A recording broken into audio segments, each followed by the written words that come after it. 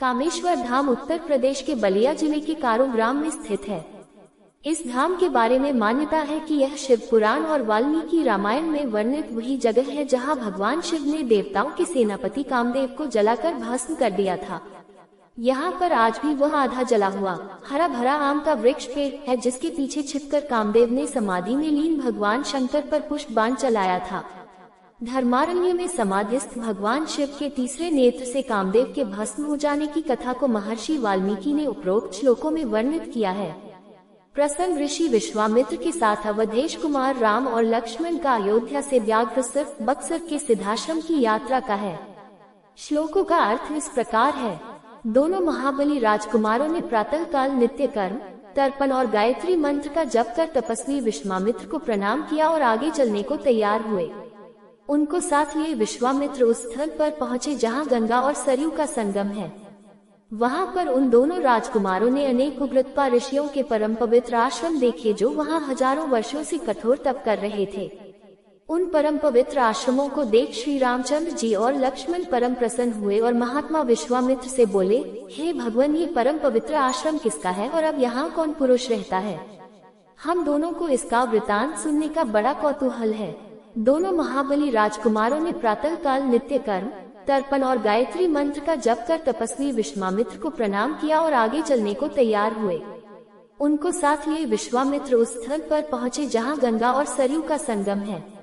वहाँ पर उन दोनों राजकुमारों ने अनेक उग्रतपा ऋषियों के परम पवित्र आश्रम देखे, जो वहाँ हजारों वर्षों से कठोर तप कर रहे थे। उन परम पवित्र आश्रमों को देख श्री रामचंद्र जी और लक्ष्मण परम प्रसन्न हुए और महात्मा विश्वामित्र से बोले, हे भगवान, ये परम पवित्र आश्रम किसका है और अब यहाँ कौन पुरुष रहता है? हम दोनों को इसका वृतांत सुनने का बड़ा कौतूहल है। तपोवन में देदीप्यमान आश्रम के बारे में राजकुमारों के कौतूहल को सुनकर ऋषि विश्वामित्र हंस पड़े। उन्होंने कहा, हे राम, सुनिए, मैं बतलाता हूँ पहले ये किसका आश्रम था।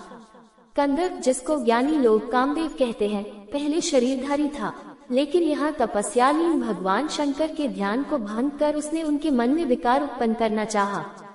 तभी भगवान शंकर ने हुंकार भरा और उसे देखकर अपना तीसरा नेत्र खोल दिया। देखते ही देखते वो भस्म होकर बिखर गया और अनंत यानी बिना शरीर का हो गया।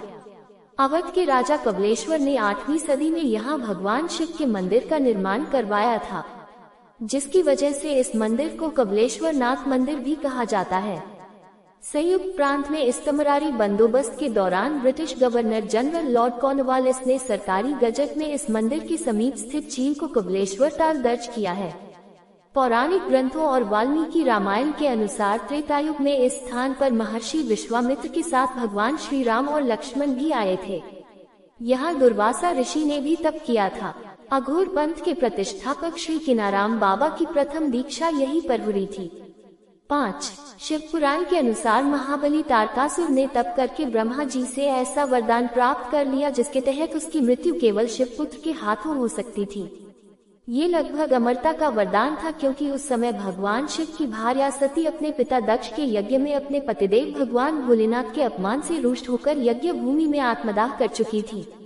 इस घटना से क्रोधित भगवान शिव तांडव नृत्य कर देवगुणों के प्रयास से शांत होकर परम शांति के निमित्त विमुखित भूमि गंगा तमसा के पवित्र संगम पर आकर समाधिस्थ हो चुके थे।